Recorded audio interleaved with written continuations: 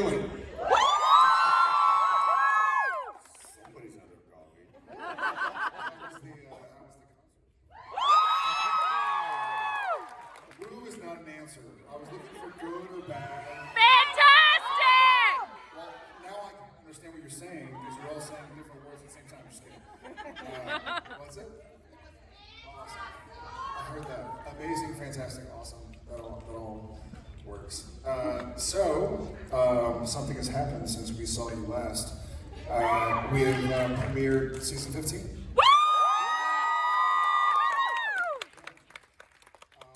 Thoughts?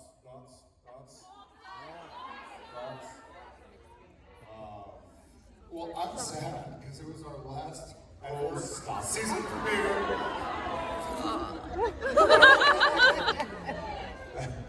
That's Jared for the last like 10 months. This is our last first day.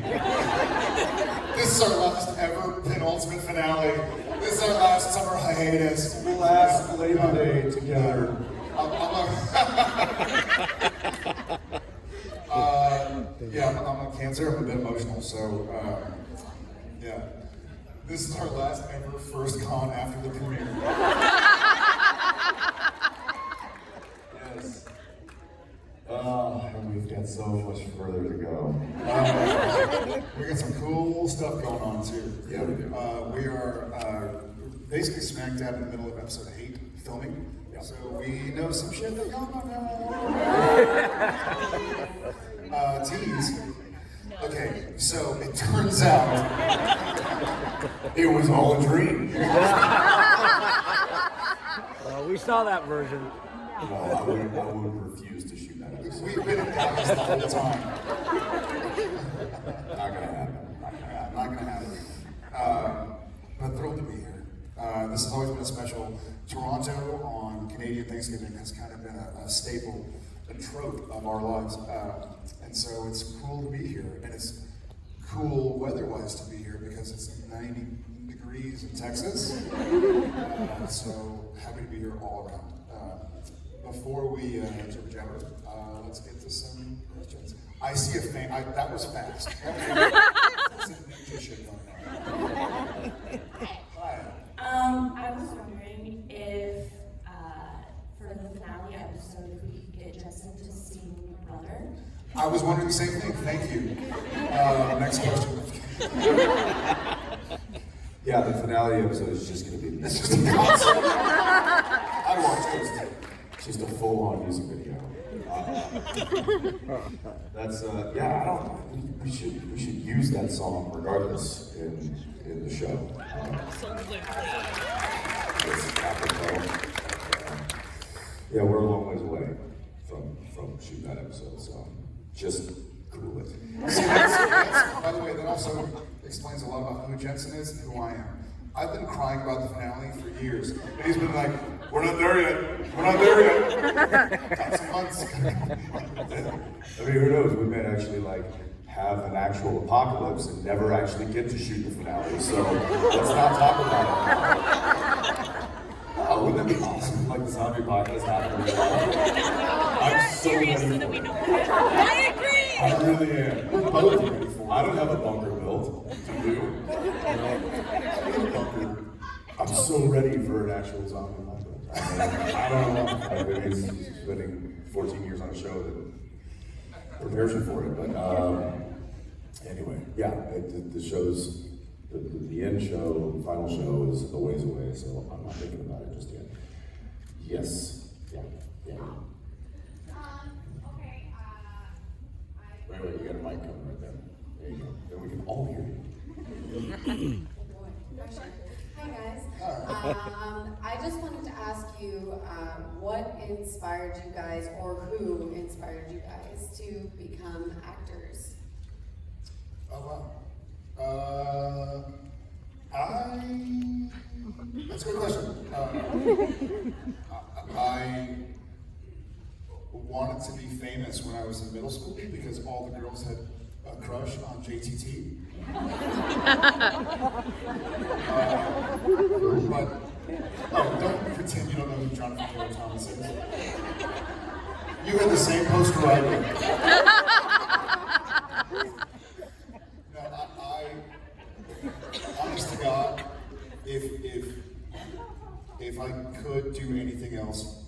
would. I'm in the theater. I always felt like I was an actor. Like I always just felt that calling. And I think if I was teaching, or if I was an engineer or a doctor or something, I still feel like I would find a local theater and try and tell stories, or maybe write in my off time or something. So I don't know, that's just the way I was born. It's the way Chuck made me.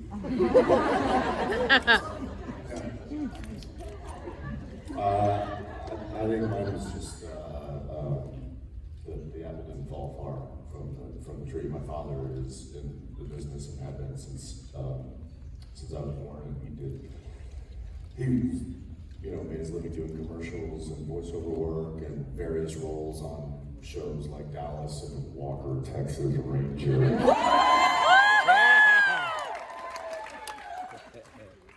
What? That's really big to say. It's weird. And so it was just kind of by default. When they, in high school, they were like, you have to have an art elective, right? So you have choir, you can have art, you can have drama, there was all these things. And our school required us to pick one. So I was like, well, I can't sing, and I can't draw, so I guess I can make myself, I can act out stories, so I'll do that. And that's kind of how it happened. And it just kind of snowballed from there. So it was, it was kind of organic the way that all happened. Thank you. Thank you guys. Thank you, Matt. I want to go way over here. Right there. Oh. No, never mind that. Just kidding. I want to say congrats to both of you for Walker. I heard CW picked it up. CW, this is such a strict, this is very new to me. CW ordered their I'm not on it. Thank you. It's not a show yet. It's Don't let them screw it up because I'm a fan of the original, please. I mean, Oh! I wouldn't fuck with Chuck Norris. Yeah. Let's be clear. I'm not. CW sometimes screws up reboots. So No. Hey. Jared has the stuff. We are very protective of the story we want to tell. thank you. And Jensen, I've already pre-ordered the album. Congrats.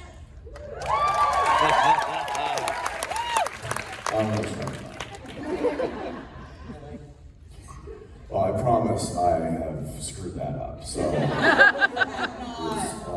no, thank you for that. Thanks. No, I've already pre-ordered. T-shirts already done. You say Whitney. All right. Can I just ask one question about something very? That's why we call That's why I pointed at you. Sorry, I'm a sand girl. Always have been, but. Me too. No. Let's talk about beer. Oh, okay. All right, now. Is it that time already? I'm game. Stephen talks about this thing where, like, knocking point where you can subscribe and do all this. When is your beer coming here? Please. I don't know. All right. Like, figure it out with Stephen. Talk to him. Get it here. He's a Canuck. He's a Canadian, so we can get stuff here easier. Well, I will say that Just making shit up. our canning line just arrived this week, and now we will be canning, and we will probably be talking to distribution companies very soon in order to get that out. But prior to that, we were just simply kegs in restaurants and bars. So, and now that we've just won a silver medal at HCA, I'll just brag on Nate a little bit, who's our brewmaster. That's huge for a Pilsner, which had 182 entrants into that category. We got second. Nice.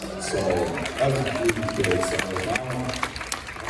now we're kind of in high demand, so we'll have to start kicking out some distribution pretty quick. So just give me a little time. Yeah. Take it easy. And I'm not going to talk to Steven about it, I'll tell you that much. Because he makes grape juice.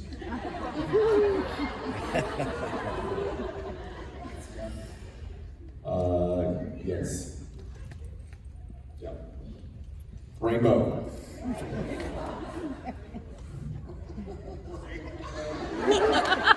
You and the rainbow.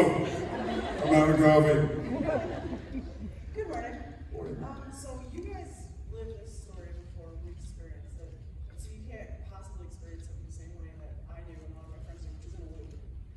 So I'm never gonna put this. I'm never gonna put those boys in their box. I'm never gonna let them go. I'm never really.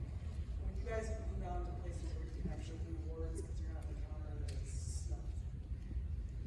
Will you still love us? A, I don't think either of us give a shit about awards. We'd rather have this here with y'all right now. I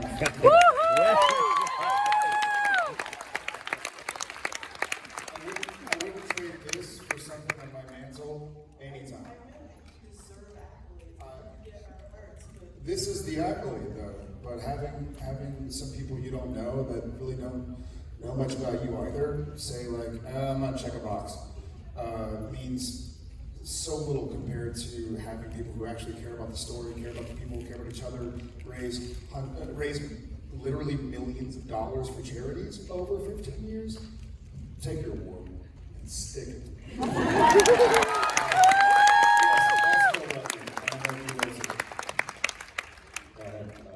Dinner with Phil Screech last night. Who's up here doing the boys? And we were talking. I forget how we brought it up or how we came on that discussion about like shows that win awards and shows that get recognized in that capacity. And I echo what Jared said. I basically said like our award is lasting for 15 years. Like there's not shows. Award-winning shows can't say that, and I think that is that's the big gift. That's the big award is success, and our show has succeeded because of you guys. So no, we won't forget about you because we can't because you guys got us.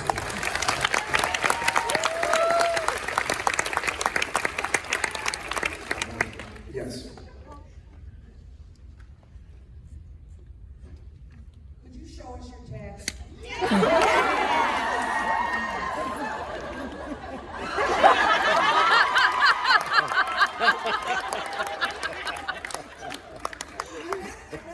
Is that an accent?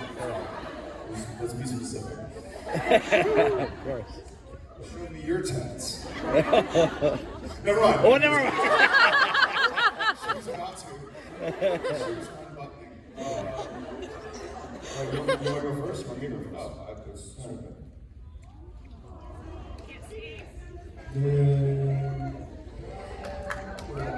That's what happens. It's my first. Yeah. That's what happens when you go to A wedding with your dad. your father's wedding. The quick story is he had a tattoo artist. Jeff and Hillary, they're a pretty cool couple, and it didn't surprise me that they would have something, like that at their wedding reception. So there was a tattoo artist in the corner, and he had a little menu of about maybe 20 small designs. It's like a heart, an arrow, or a candle, or a bat, or whatever. And so I was over there looking at it, and I think he probably thought he was going to maybe get to do about 10 or 12 people that night. He ended up doing, I think, close to 50. There were people that were, there were grandmothers who never had tattoos that were like, I'm gonna get one. It was like this domino effect too. Like I remember I was talking to this father of two. He had both of his girls there, and they were probably, I think they were maybe 8 and 10. And he was looking at the video. I was like, "Can you get one?" He's like, "Yeah." I'm like, "Cool. You obviously have tattoos." He's like, "No, it's my first one." I'm like, "Really? Which one did you get?" He's like, "My daughter picked out the candle."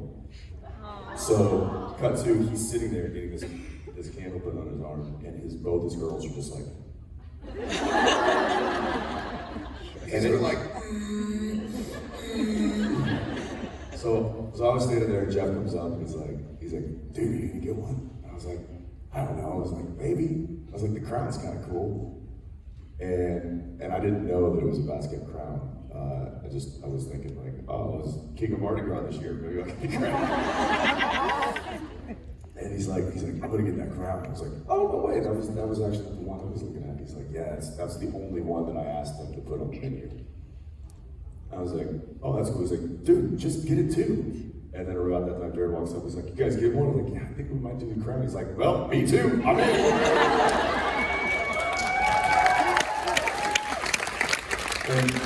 And then I was like, so now we're the three kings.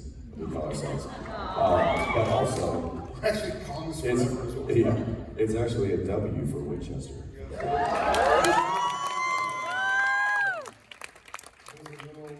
a lot of meaning, including the bard, uneasy lies the head that wears the crown, King Henry. But there are a lot of different cool meanings that just made sense. It was time. There you go. There's that story. Yeah. Very serious question. Oh, right. Tell me one of the funniest or most entertaining ways you might have hurt yourself at some point in your life.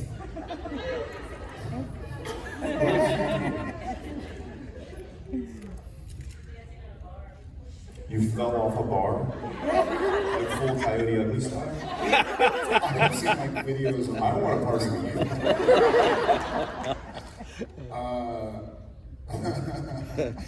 Do you have a funny way? I'm sure I do. Well, I know you do. I'll say this, the first ever bone I broke was my left arm hyperextends because when I was 7 years old, I was at my cousin's birthday party. We were playing popcorn on the trampoline where the smallest person sits in the middle, and they 1, 2, 3, and they 1, 2, 3'd me, and I kind of went this way, and I fell and snapped my elbow. My dad, being a Texan and the son of two people who served in the military, was like, walk it off! And my mom's like, he's hurting! And so I'm sitting there crying. My old man is like, you're good. Go to the doctor, and it's broken to shit. It's pretty messed up. So that was the first bone I broke. I broke a bone doing a stunt on Supernatural. I broke my scaphoid in my wrist. Yeah. Quit breaking stuff. Come on now, you and I should just be in padded rooms. Is this an intervention? Yeah, so I just get hit in the back with a telephone and fell, and they were like, listen, we're not using this shot for you to fall, but I'm like, I got it. And when I went out of frame, there was a stuntman lying there, there was a cameraman here, there was a stuntman here, and there was a lighting set up here, and so I put my hand down, and I just basically, just snapped it. And I was like, this kind of hurts. And it was Bob Singer directing. And I'm like, hey, do we have to do it again? And he's like, we're good. And so a couple weeks later, I got an x-ray and it was broken. And then the stupidest thing I ever did was challenge Master Chow to a wrestling match and try to tackle him and land on my elbow, which, Cliff, okay, thanks. That was also broken. Your turn. I don't know. I would say last week, this was pretty stupid. We're shooting a big fight scene. And we're in this roadhouse bar and gonna squaring off with my foe. And he pulls a gun and starts shooting, and so I dive behind the bar, which is fine. They put some big pads there, and so when they were shooting it over his shoulder, I would just dive onto the pads. But then they wanted to get. Then they wanted to go. What's that? Oh yeah. Yeah, I'm getting there. So then they wanted this shot that was down on the floor looking at me, and then I would then jump right into. And then I realized that, oh, those pads aren't gonna be there anymore. And it's just a hard wooden floor. And they had the camera right on the deck. And I was like, well, I don't know where I'm gonna hit, so I don't know what to pad up. So I just didn't put pads on. But essentially it was me jumping from a standing position as high as I could get so that it looked good, and then landing on my torso on the floor. And I did it one time and I was like, wow, that hurt. That sucks. Going again? Good, okay. So I had to do it a second time and it hurt worse. But that whole day, then there was I was supposed to get hit with a pool cue, and it was supposed to be a breakaway pool cue. And it was not. And so, Ouch. so the pool, he's supposed to hit, and it was supposed to hit right there in the shoulder and break and snap, and then it was, to be used as like a stabbing weapon. So he hits me on the shoulder, and it does not break. It just Hurts. hurt. Of course. So I was like, oh. And they're like, wait, pause. And they're like, what happened? I'm like, well, it didn't break. so I look at my buddy and I'm like, just do it again. It's bound to break now. I mean, we've weakened it, so it's got to break again. I'm like, okay, go ahead, ready? 3, 2, 1, whack!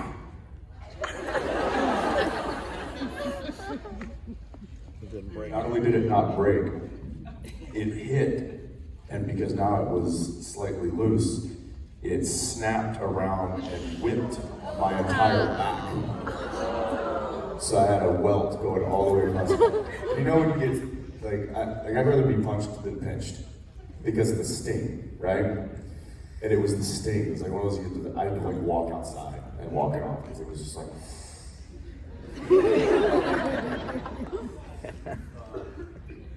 yeah, needless to say, somebody in the special effects department got a tongue lashing that week. And a pool cue rash. And a pool cue lashing. It actually makes me think of another story. In season 3, I think the first episode was Magnificent 7, where there was an episode in season 3, Kim Manners directed, where Bobby Singer slams his Chevelle into a bar with somebody's drinking bleach. And they, yeah. You got one that remembers. Got it. So Kim decided to put the 6'5" guy in the back seat, and so I had to keep getting in, and so I was doing what anybody my size does, getting into a late 60s muscle car in the back seat of a two-door, and trying to squeeze myself in. And Kim's like, "You gotta go faster! You're on the run from whatever."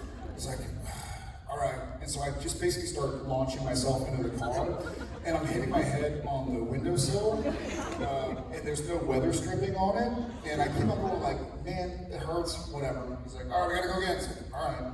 And so I keep diving in and kind of hitting my head a little bit because that's the only way I can get in the car at speed. And finally, Jeannie Chow, who was our key hair at the time, comes up and she's redoing my hair, and she puts her hands through my hair and goes, I was like, what? And she's like, Jeannie, what? And she has in her hand a piece of my scalp with hair attached. Not a word of a lie. We still have it in the props line. It actually was part of my Crossroads Demon box. They're like, well, you're supposed to use a piece of yourself. We have your actual scalp in here. It was a little dime-sized piece of scalp that she thought I was playing a prank. And so when she put her hands through my hair and scalp came off, and I was like, see, Manners? Like, look what you're doing to me. So this is a you didn't know. You're like, what? Listen, when you're this tall, you hit your head a lot. Is that my hair coming out? That's why I have a big forehead. I just hit my head on stuff a lot. It's just desensitized. It's just desensitized. Right here. Yes.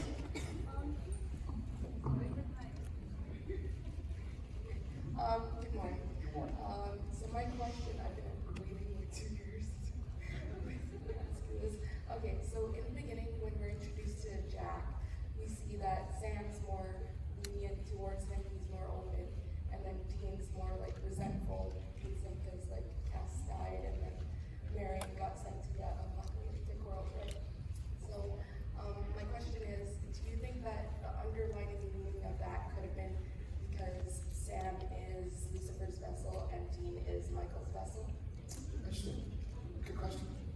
Sorry to wait so long.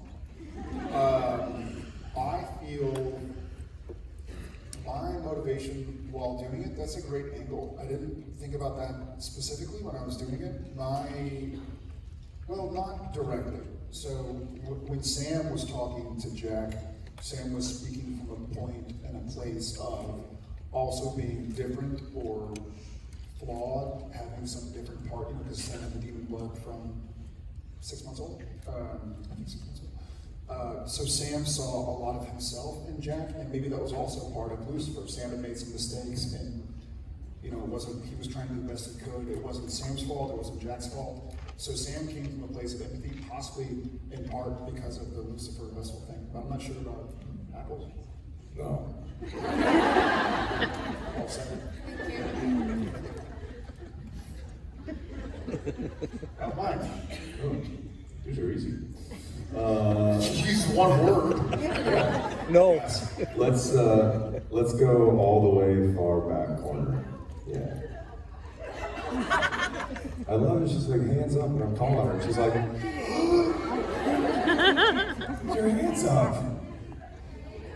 Hi. It's your birthday. Happy birthday. Happy birthday. Thank you. How old are you? 16. Happy 16th birthday. It's not my birthday today, it's just my birthday. Oh, well, then never mind. She brought me, Here's their name. no, she brought me a theoretically mentioned as my 16th birthday present because she was one of my When is your 16th birthday? It was in May. It's Well, happy 16th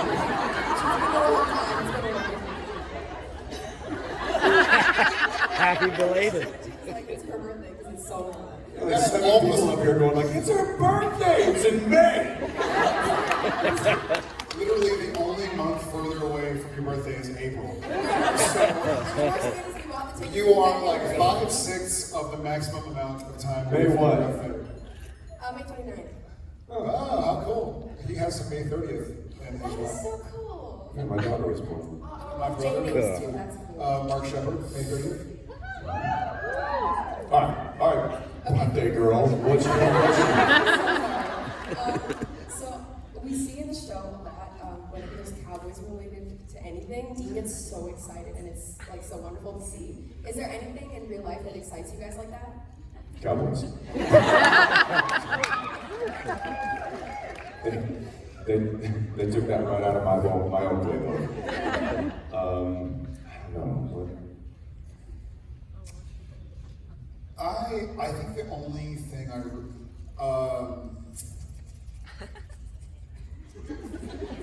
cool watches. Like if I see a cool watch on somebody's wrist, I'm the weird dude that walks up and is like, "Oh, I like your watch." It's in there. Star Wars, yeah, some Star Wars stuff to get me going. When I did Friday the 13th 12 years ago or whatever, I was at New York Comic Con, and it was me sitting next to Amanda Rugetti, and we were in the movie together. And then there was an empty table, and then Lou Ferrigno was the table next to us. At the empty table, I was sort of like, I don't know what's going on. And then I looked at the sign on the curtain behind the signing table, and it was a picture of Obi-Wan Kenobi and Luke Skywalker and the stormtroopers that are, they're in their land speeder. And it said, "These aren't the droids you're looking for." And I was like, wait a second, who's next to me? And they're like, "Oh, it's the stormtrooper who said, these aren't the droids you're looking for." And I was like,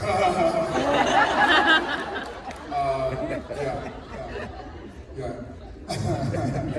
Got Timothy's on, and probably some Star Wars stuff. And like weightlifting and stuff. What's your name? Juliet. Juliet? Yeah. How cool. Hi, Juliet. 3 J's. With 3 J's? No, Jensen, Jared, Juliet, 3 J's. How come he got it? That was the weirdest one, Juliet, I've ever heard. Hey, Juliet. I got you, birthday girl. I got you. All right, that's it for us. We're going to see you guys in a little bit.